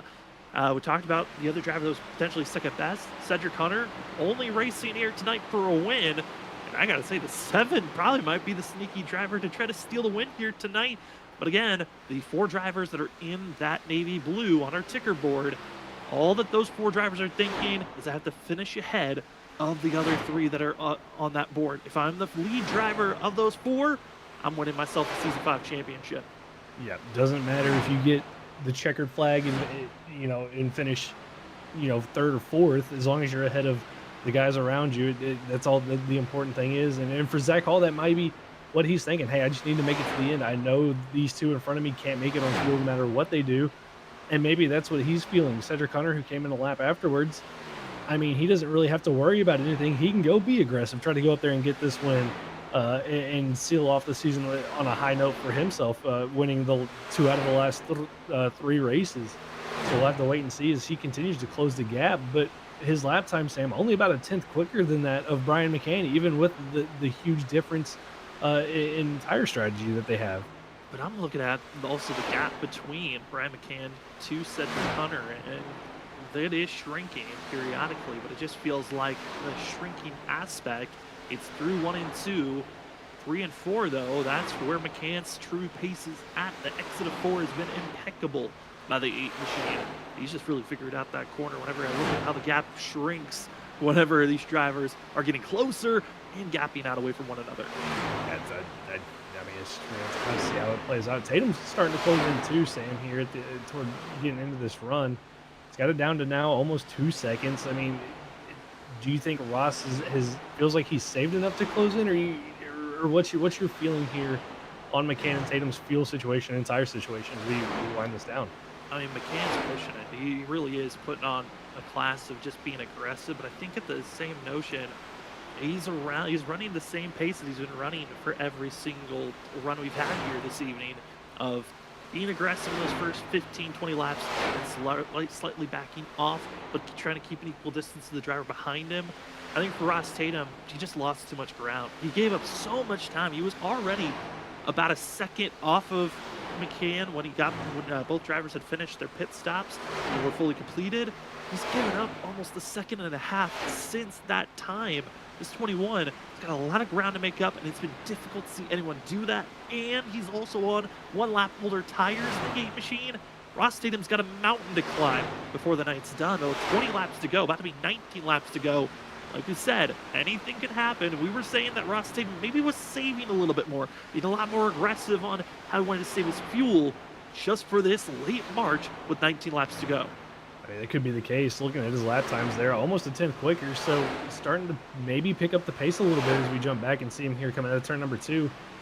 I mean, this kind of has that feel of a Ross Tatum race. Tire wear, long green flag runs, fuel saving. I mean, this kind of feels right up his alley, but you can't look over the fact that McCann, Sam, I think, has led, apart from the pit stops, every lap this race, apart from the green flag pit cycle, and he's just been so dominant as we continue to wind down. And like you said, Tatum just gave up so much time after that pit stop, even with pitting a lap earlier, wasn't able to gain any time.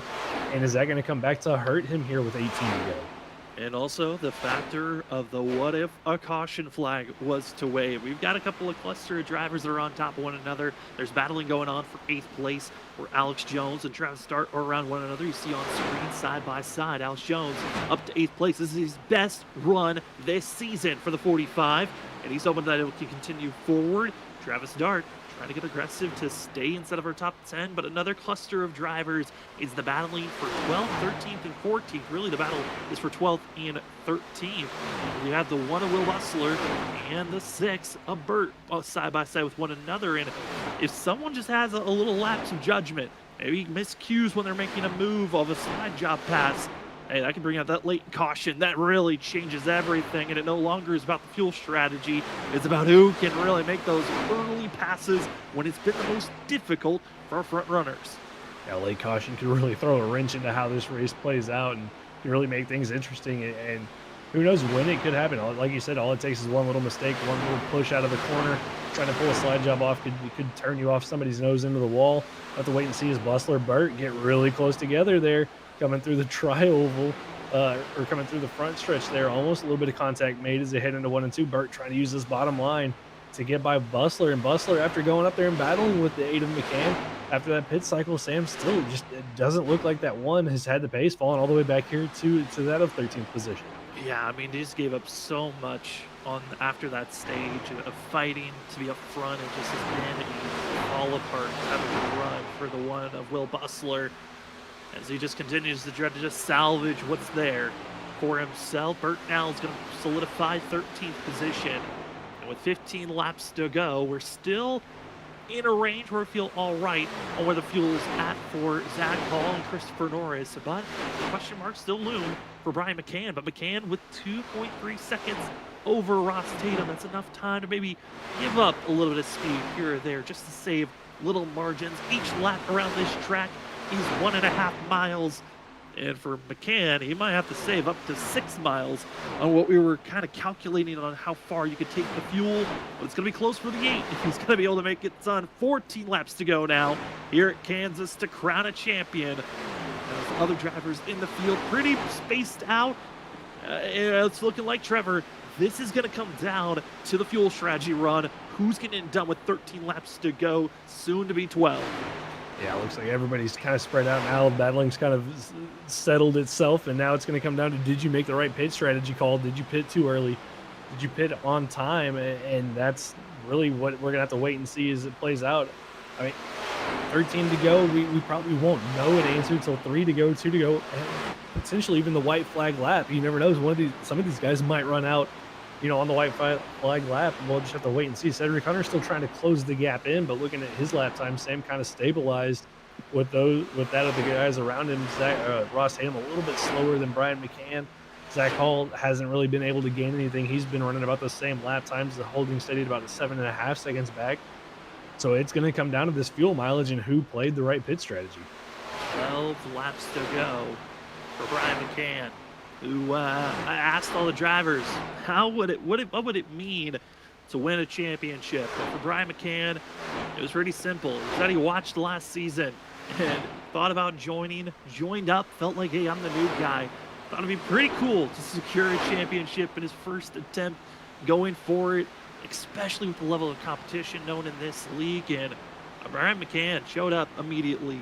He found himself kind of being the star of the rookies coming in at the Clash to start the season off.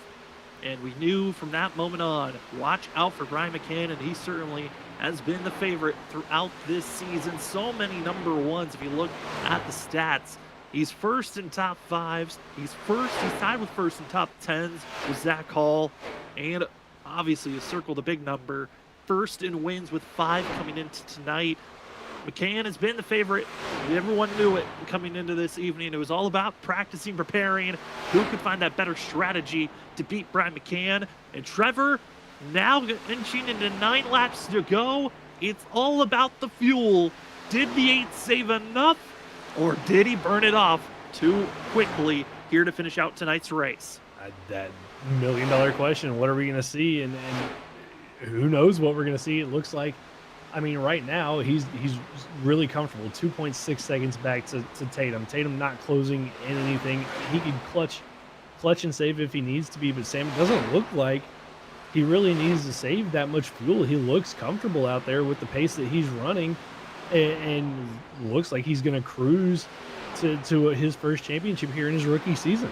I mean, it is looking like it at this current time. The 8 has just been comfortable in this track. The way that this race, watching practice and watching throughout the season, it kind of fit the tone that Brian McCann's been running. I mean, I even heard it when I was talking with Zach Hall throughout the season. And when we were seeing Brian McCann just rattling off those first 3-4 wins of the season, it was Brian McCann is dominant at those tracks that are a lot tighter. It's tough to get off the exit of the corner. Zay just figures out and has kind of a wizardry moves on how to be fast at those types of tracks. And he's shown it here tonight. Stayed on the high line for majority of the evening. You're seeing that dark mark on the ground when the lights clicked on where the rubber's been placed. And it's exactly where the 8's been running all this evening. Yeah, just hasn't left that top of the line. Been one of the few drivers that really hasn't ventured down to the bottom, but hasn't really had any need to. He's been able to run his own line all race long, looking comfortable. Coming here to 5 laps to go for himself. 6 laps to go for Brian McCann. And again, just running his own line. No pressure out in front of him, no pressure out back. And can just be comfortable here in these last 6 laps. Make no mistakes, and this is his to lose. And slowly is catching up to lap traffic is Brian McCann, as we have 6 laps, soon to be 5 laps to go, and we circled on that point with 15 laps to go. It's this margin of the last 5 laps that we weren't sure, can McCann have enough fuel? It was around 45 to 48 laps that we were given on these drivers can make it on fuel. We saw some stretch it out to 48, some stretched it out to 50. We saw extreme saving, allowing drivers to go 55 laps, and McCann now has a 2.7 second gap over Ross Tatum. 5 laps to go, soon to be 6 miles left before we can crown a champion in this 8 machine. He's crossing his fingers, ripping the top, staying high, and now 4 laps to go for Brian McCann. 4 laps to go. Did he save enough? Running the outside line. So he's technically running the longest way around the racetrack, running that top line. So, 6 miles could be 7 miles based off running this outside line. Does he have enough fuel to make it? 4 to go. Down the back straightaway. Tatum 3 seconds back, not gaining. Actually gave up 2/10 that last time. Is Tatum in critical fuel save mode? Does he feel like he doesn't have enough to make it to the end? Cedric Hunter's going to look like he's going to be in the 3rd. Zach Hall just still continuing to fade away. Might give up 4th position to Cameron Sarton, as here comes McCann across the line. 3 laps to go. Brian McCann, 3 laps to go for the 8 machine. It's still running that top groove, as that gap is almost up to 3 seconds between the 8 and the 21. The championship favorites, Brian McCann, stays out up front. He got the pole. He was fastest during practice, won the stage, and now continues to rip the top up the exit of turn 4. About to be 2 laps to go. And once Brian McCann sees the white flag, this race will turn official. No yellow flag could be thrown, but here we go. 2 laps to go before we crown a champion. 3 miles, 2 laps. McCann to the wall, 1 and 2. No pressure behind him. He's got the 101 of Philip Chavez. Half a corner in front of him there that he would be putting a lap down, but nothing behind him. You can see Ross Tatum there just in shot coming out of turn number 2. 3.3 seconds back. Cedric Hunter another 4.5 seconds back from Brian McCann. McCann through 3 and 4. Sam looking for that white flag. McCann off the exit of turn 4. Seeing the flag up the air that he wants to see. It's your next level racing. White flag. 1 more lap for Brian McCann. Came in as a rookie. The pressure wasn't there. He had to prove himself all season long in the 8. Off the exit of turn 2. He put in the skill. He put in the effort. He had shown all season long that he was going to be a threat once the playoffs came around, and he proved them in every single margin. The 8 machine off the exit of turn 4. He's got the gas. He has the fuel. And give the 8 a championship for season 5. What a dominant performance here tonight from the drop of the green flag. I mean, even from the start of the session, was the fastest in practice, fastest in qualifying, dominated the race here tonight. The only laps he didn't lead were the laps under the green flag pit stop. Brian McCann, rookie season, going to be the season 5 champion, Sam, and what has to be the 2nd most dominant championship performance we've seen. 6 wins on the season. Zach Hall did it last season with 7, but McCann, I got to say, that was an impressive season from him to get the championship here tonight. I mean, absolutely impressive. I mean, he solidifies himself as 2nd most poles with 3. He is the most top 5s out of anyone. He's tied with the most top 10s. And now his 6th win, but the ultimate prize of championship here in the Full Send Racing Series. He had plenty of fuel. Didn't have to worry because he gets to burn it down. Is the 8 machine. Congratulations to Brian McCann. Ooh, I know he was wanting this. This was the ultimate goal for a lot of drivers, is just to make the Final 4. But the 8, he was the only one this season that had a real true chance for this championship, and he gets to enjoy it. Congratulations to Brian McCann and everyone this season. For us, we're going to step away. When we come back, it's the post-race show for the Full Send Racing Series. We'll get to talk to our top 3 and our champion, Brian McCann, in just a few moments.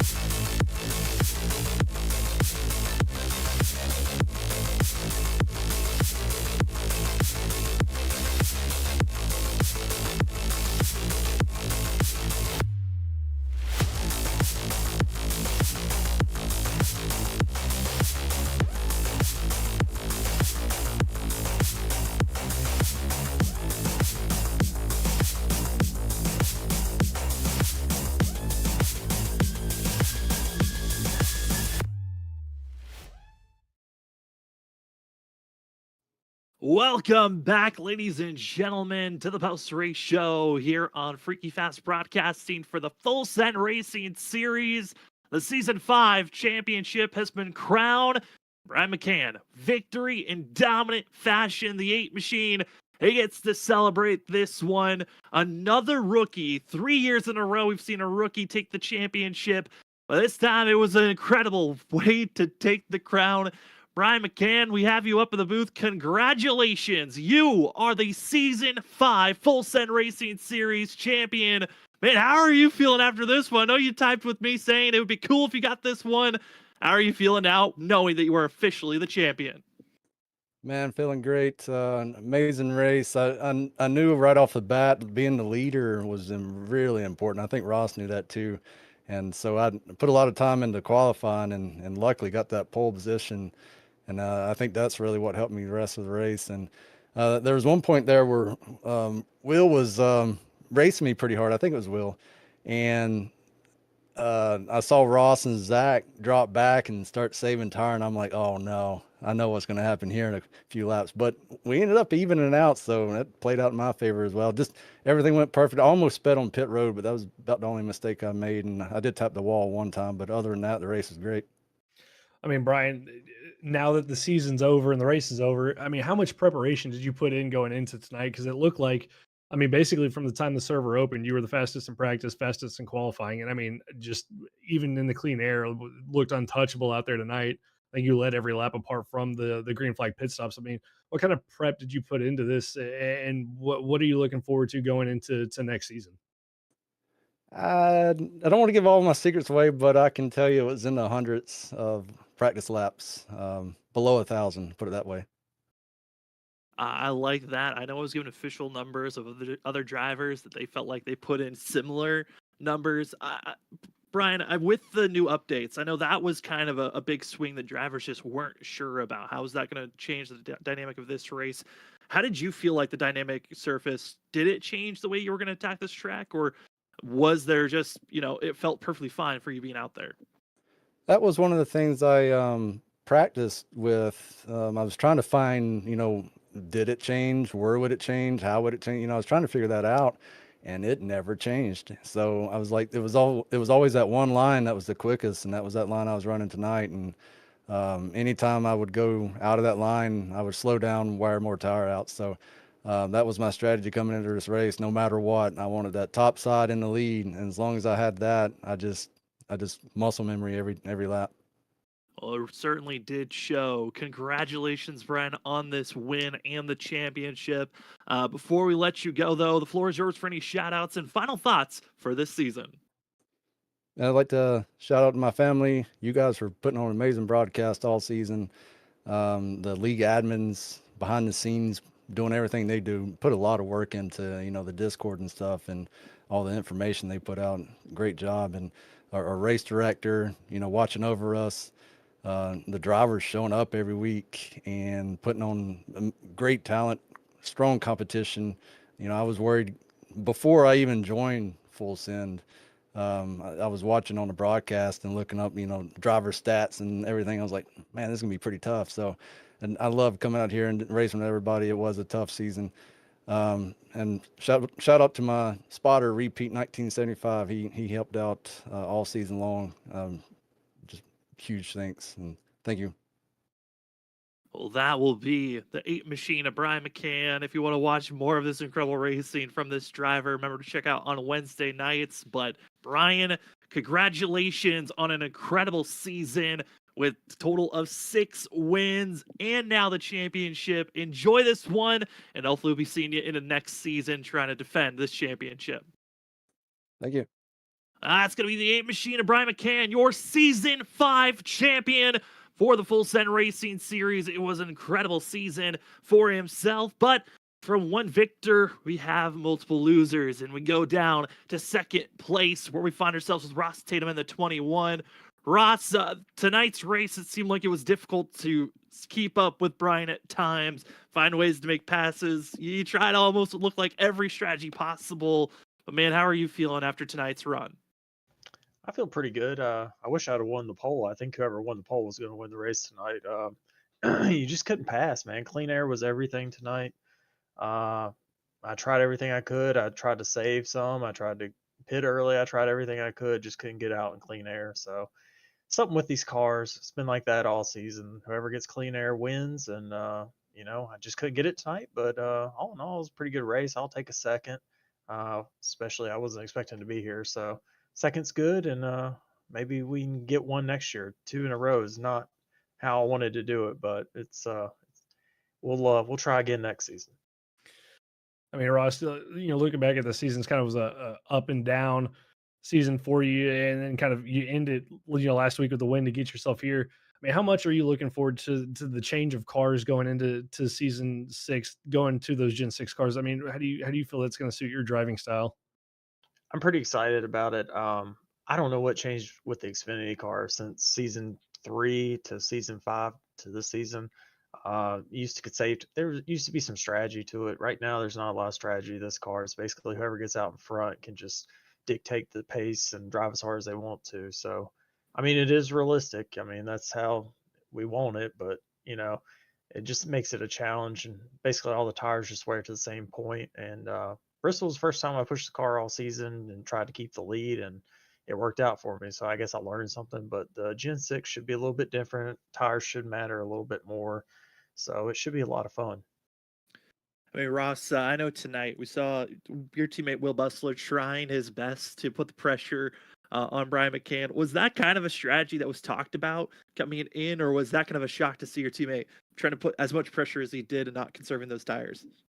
Oh no, definitely no strategy there. Will, everybody knows who races with Will. He goes for it. He's always going to go for the lead. He's going to go for the win. Me and Will don't really we just race each other. We don't really play strategy stuff like that. I don't know. We just never have. We're just friends that race together, and that's how we like it. I'm not going to tell, but I was proud of Will. I thought he was going to take the lead there for a second, but just that clean air, man, it's tough. And I think if he would have got out front, he maybe could have won. But yeah, I mean, it was like I said, it was just so tough to pass tonight.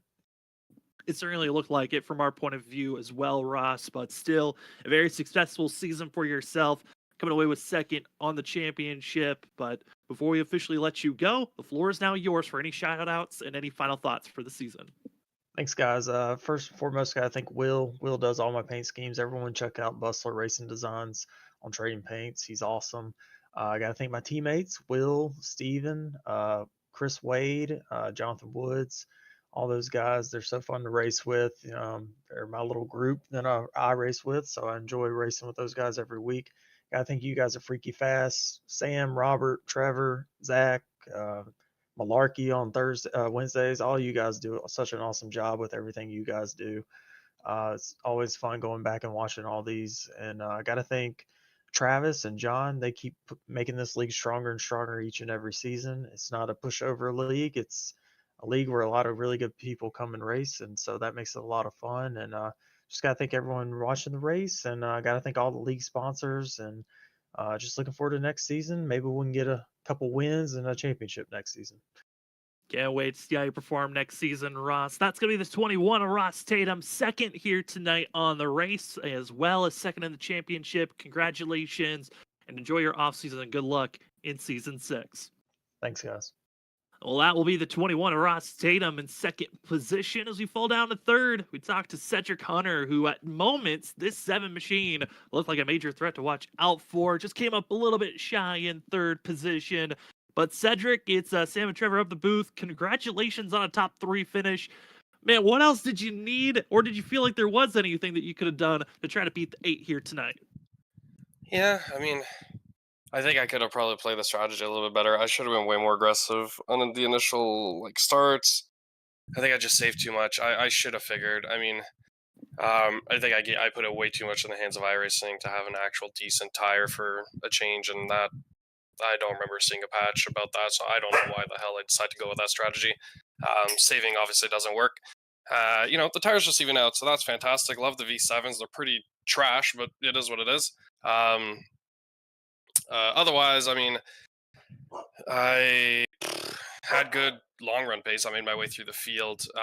Dynamic track is also a load of crap. I think that obviously we saw tonight, it did not work at all with a track that's supposed to be extremely multi-groove, and we've seen in the Gen 4 and other leagues and stuff like that, where we've raced 3 wide and stuff, and you can do that tonight. Like, you'd be able to make the bottom work only because you had clean air down there.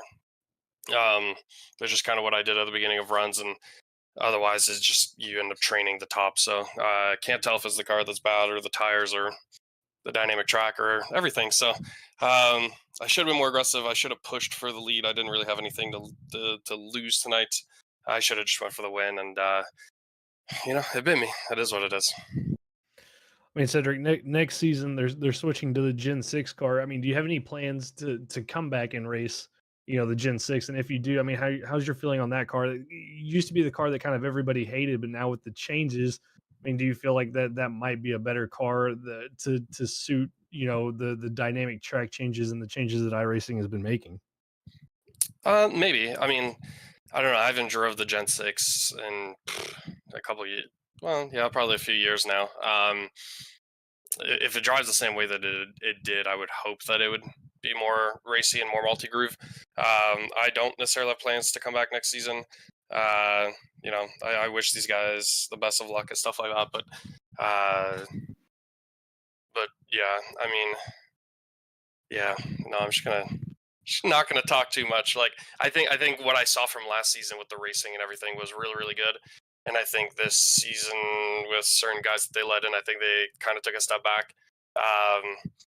Which, if it wasn't for that 13th place prize that they have, I probably would have stopped racing 2 months ago. So I appreciate them though for putting that up. I mean, it's pretty cool of them. It's not too often that you see that. It kind of entices people to stick around, which obviously has worked in my case. So, I wish these guys the best going to next season. Hopefully the Gen 6 drives better than I'm kind of expecting it to. And I'll just have to tune in and maybe make a comeback the season after or something. Well, we're going to miss you out there on track, Cedric, but we can't wait to see you in the chat watching the racing. And before we officially let you go, the floor is now yours for any shout-outs and anything else you'd like to say. I want to give you guys a huge shout-out. I appreciate everything that you guys do. You guys always put on a great show. As always, I look forward to going back and rewatching this race.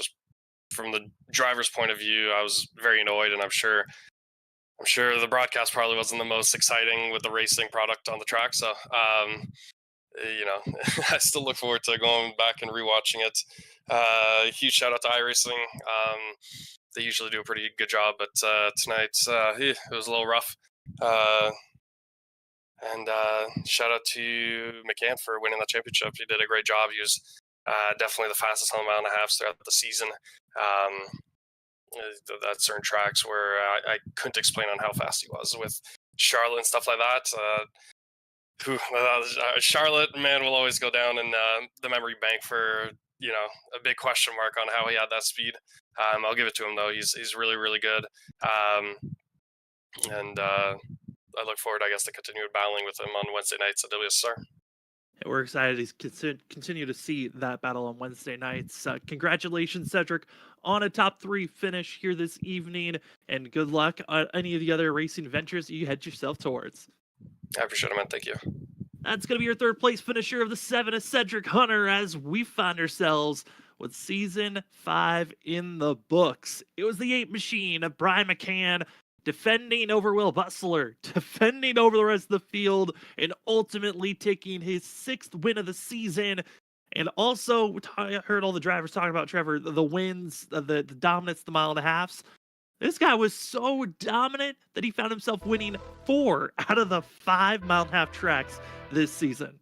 Yeah, it's a pretty impressive stat to look at. I mean, anytime we went to a mile and a half, you had to watch out for Brian McCann. And I mean, you look back, you touched on it in the broadcast, the Vegas race, where he was just so dominant. Cedric just mentioned the Charlotte race as well. I mean, not surprising to see him be this dominant here tonight, Sam, but I don't think we were expecting that kind of performance, from him. But I mean, he went out there and did everything he needed to do tonight to become the champion, and congratulations to him on accomplishing that. Yeah, I mean, it was an incredible run for the 8 machine in dominant fashion.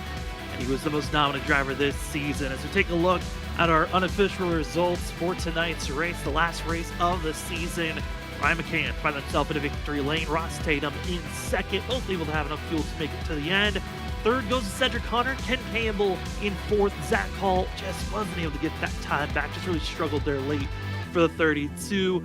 And Cameron Sarton, the two-time champ, continues to be the only two-time champion of the Full Send Racing Series in sixth. Seventh is Christopher Norris. I think for Norris, he could take away, and he's happy to say it, he made it to the Final Four. That was a complete shock even to him. They'll take that glory with him. Alex Jones, best finish of the season in 8th place. Tony Brent always will have the best finish of the season. It's incredible beat over that of Cameron Sarton at the start of the season, off for the 28 machine, and Travis Start finishing off the season with the top 10. He'll take that type of a finish and run. And Trevor, look at the rest of the field. I know there's some drivers that maybe wanted a better finish, but ultimately, you all can't finish in the top 10 for yourself. No, not everybody can have a top 10 finish. Ryan Lynch down there in 11th, just outside the top 10. He was up inside the top 10 at one point, but had a great run for himself after starting at the back of the field.